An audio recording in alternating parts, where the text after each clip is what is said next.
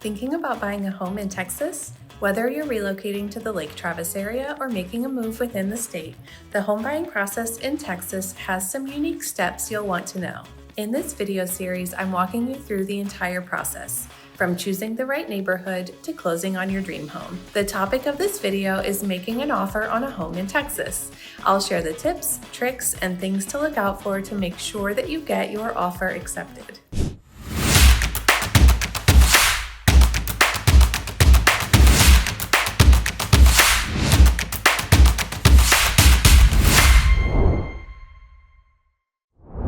Let's set the scene. You've found the one, the home that checks all the boxes, or as many boxes as you can check for your current budget, and it's time to make an offer.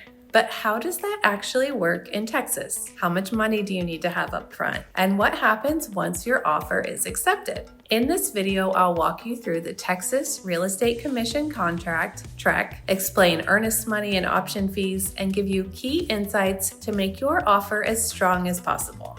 In Texas, when you submit an offer on a home, you'll use the Texas Real Estate Commission contract. Your realtor will fill out the contract with the terms of your offer and send it over to you to review before signing and submitting to the sellers. When you're submitting an offer, you submit on the actual contract. So if the seller signs, you're bound to this agreement. This document lays out all the details of the deal, including purchase price, how much you're offering for the home, financing terms, whether you're paying cash or securing a mortgage and what kind of mortgage, survey.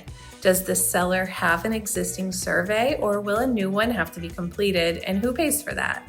Choice of title company. There are tons of title companies around. Usually whoever pays for the title insurance gets to choose the title company. Option period and fees. This is a short time frame where you can back out for any reason. Home warranty. The buyer may ask for a credit to be paid by the seller for a home warranty. Closing timeline. This is the estimated date for finalizing the purchase. And contingencies. These are conditions that must be met before the deal moves forward, like appraisal and inspections. Your offer isn't just about price, it's also about terms. A well-structured offer can make all the difference, especially in a competitive market. Before submitting your offer, it's best practice for the buyer's agent to speak with the seller's agent to find out what contract terms are most important to them.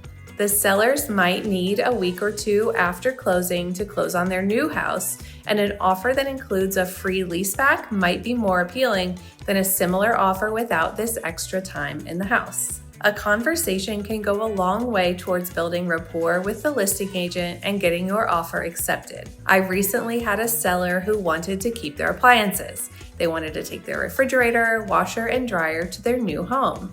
We received two very similar offers, but one of them was adamant about the appliances staying, and the sellers chose the other offer. These early conversations and negotiations are giving the listing side a peek into what the buyer might act like through the rest of the process. And if you show that you're a motivated and thoughtful buyer up front, that will go a long way towards getting you in your new home successfully. When your offer is accepted, the contract will be sent to the title company, and you'll need to submit earnest money. This is a deposit that shows the seller that you're serious about buying the home. Earnest money is typically 1% of the purchase price in the Austin market.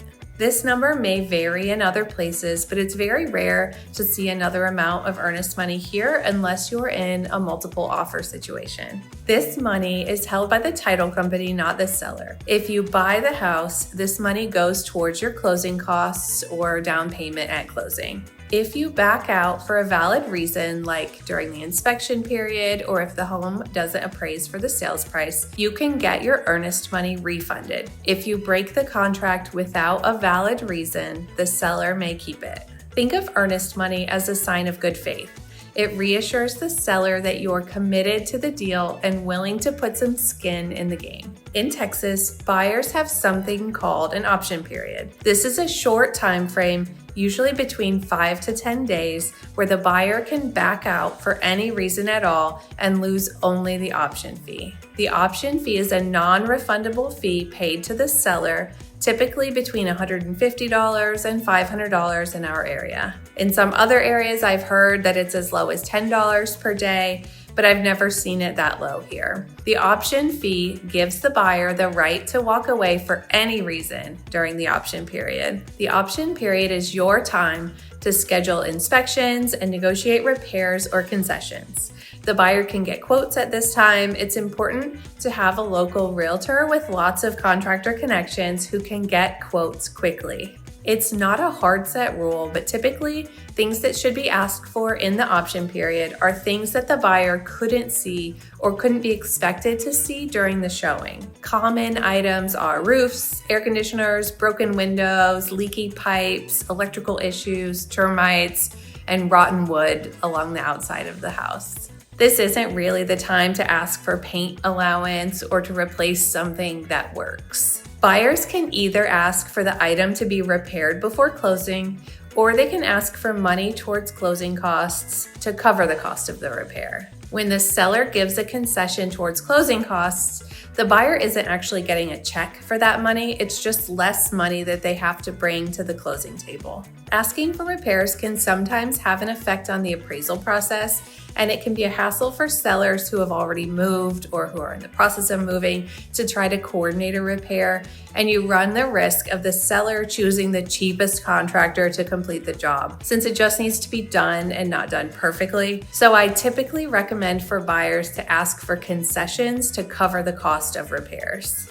All negotiations must be agreed upon in writing by 5 p.m. on the last day of the option period. If you move forward with the contract, the option fee is credited towards your closing costs. If you and the seller can't agree on repairs or concessions, you must cancel before the 5 p.m. deadline. The option period is one of the biggest advantages buyers have in Texas.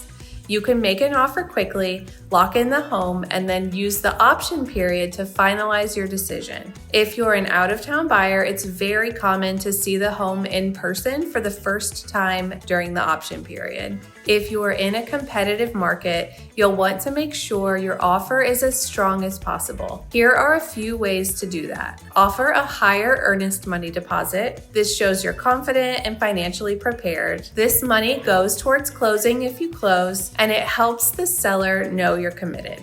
Shorten your option period and increase the option fee. A 5-day option period instead of a 10 may appeal to sellers, and $1,000 to take it off the market for those 5 days will be very appealing. The seller will know that you'll be less likely to cancel with more non-refundable money on the line. Be flexible on closing dates. If the seller needs more time, accommodating their timeline can help. Offering a free seller leaseback, even just for 2 or 3 days after closing, can ease their stress about moving. Sellers always worry that the buyer will back out right before closing after they've already moved out, and this short buffer helps alleviate their concern. Minimize contingencies.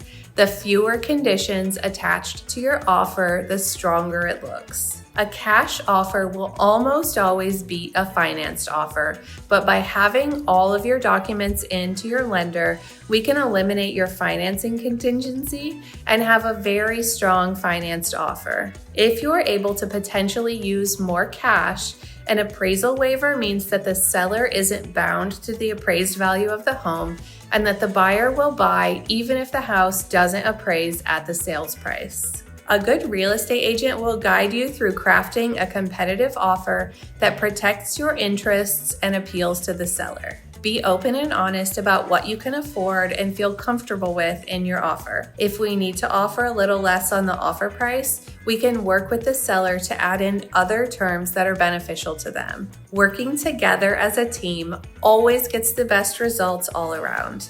One of the most common questions buyers and sellers have is, who pays the real estate commission? The short answer, it's negotiable. Let's break it down so you understand how commissions work in a real estate transaction. A big misconception is that real estate commissions are set in stone.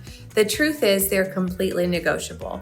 This means sellers can discuss different commission structures with their agents, and buyers have opportunities to negotiate as well. In the Austin area, most sellers are still willing to pay a buyer's agent's commission. Real estate commissions compensate agents for their expertise, time, and marketing efforts.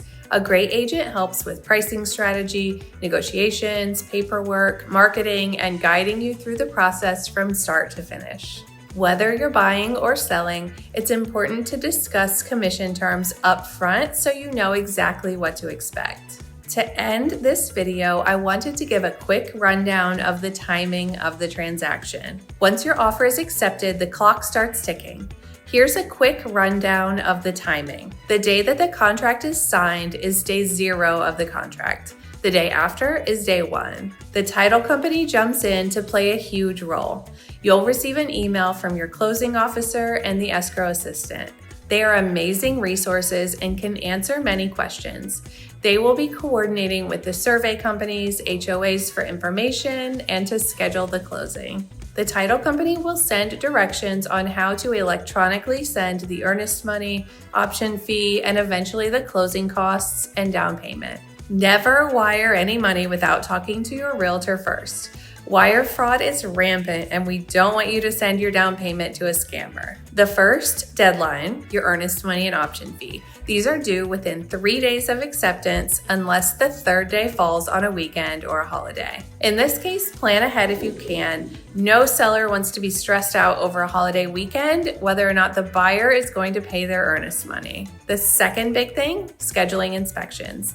This happens during the option period to check for issues. Usually this is a 5 to 10 day period of time. Third, you'll negotiate repairs or adjust the price. This also needs to be completed before the end of the option period. Step 4, the title work. The title company will verify that the sellers actually own the house and that the buyer is legally allowed to buy the property. The title company will issue a title insurance policy that protects the buyer against anyone coming in and saying that they own the property. The next step, appraisal and loan finalization. If you're getting a mortgage, the lender will verify the home's value through appraisal. Make sure to quickly give the lender any documents they request. Usually a buyer has 14 to 21 days to finalize their loan and make sure that they're fully approved. There are some other negotiable timelines for HOA document review, survey acceptance, and title review. The buyer will need to have their new homeowner's insurance lined up for the lender to review. Once the buyer has the clear to close, they will schedule utilities, mail forwarding, and start packing. Last but not least is closing day. You'll sign the final documents, pay any remaining costs, and get the keys. Usually this day falls on the day everyone agreed on in the beginning, but if everyone is ready to close early, that can happen too. Sometimes there are delays, and sellers are usually reasonable about a delay, but this can entail a bit of extra earnest money. Although most escrow periods are around 4 to 5 weeks long, the time goes by quickly meeting all the deadlines and making sure that everything stays on track.